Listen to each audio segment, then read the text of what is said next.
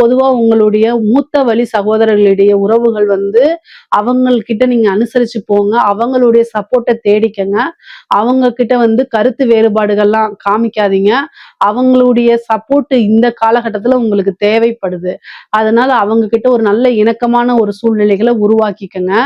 அதே மாதிரி நீங்க வேலை பார்க்கக்கூடிய இடத்துல எல்லாத்துக்கிட்டையும் சுமூகமான பேச்சுவார்த்தைகளே இருங்க.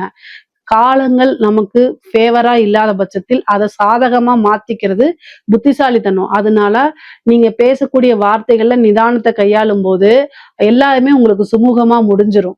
அதனால பொதுவா பொலைட்டா ஒரு இடத்துல பேசுங்க. எல்லா விஷயங்களையுமே நீங்க ஜெயிச்சிருவீங்க. படிக்கக்கூடிய குழந்தைகள்ல படிப்புல வந்து கவனமே இருக்காது. ஞாபகத்திறன் குறைஞ்சு போகும். இது மாதிரிலாம் இருக்கும். இதுக்கு ஹயக்ரீவர் வழிபாடு, சரஸ்வதி வழிபாடெல்லாம் பண்ணிக்கங்க. பேரண்ட்ஸ் இருந்து கவனமா அவங்கள கொண்டு போகணும். அடுத்தடுத்த ஸ்டேஜுக்கு கொண்டு போகணும். ஆனா உயர்கல்விகளை நல்ல வெற்றி வாய்ப்பை கொடுக்கக்கூடிய அமைப்புகள் இருக்கு. அரசியல்வாதிகளுக்கு வந்து நல்ல அமைப்புகள் இருக்கு. ஆனாலும் நீங்க கட்டாயம் பரிகாரம் பண்ணிக்கணும். பூஜைகள் யாகங்கள்லாம் பண்ணிக்கணும். வாக்கு சனியா இருக்கனால கும்பராசியில இருக்கக்கூடிய அரசியல்வாதிகளுக்கு ஒரு விஷயத்த சொல்லும் போது நிதானம் இழந்து இந்த பிரஸ்ல பேசுறது, மீடியால பேசுற போது அதை ட்ரோலாவே உங்களை மாறிடும். அவமானங்களா இருக்கும். உங்களுக்கு அப்புறம் கட்சி சீட்டு கொடுக்காது. அதனால கவனமாக இருந்துக்குங்க. பரிகாரம் பண்ணா மட்டும்தான் ஜெயிக்க முடியும். இல்லைன்னா ஜெயிக்க முடியாது.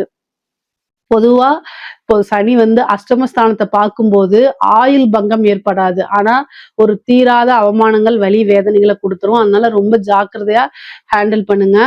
மத்தபடி உங்களுக்கு பொருளாதார வாழ்க்கை ரொம்ப உயர்வா இருக்கு. ஆனா குடும்ப சூழ்நிலைகள், உறவுகள் கிட்டலாம் அனுசரிச்சு போய்க்கணும். இதுல ஏதாவது உங்களுக்கு சந்தேகங்கள் இருக்கு அப்படின்னா கமெண்ட்ஸ்ல கேளுங்க. கட்டாயம் நான் ஆன்சர் பண்றேன். நம்மளுடைய சேனலை லைக் பண்ணுங்க, ஷேர் பண்ணுங்க, சப்ஸ்கிரைப் பண்ணுங்க. நன்றி, வணக்கம்.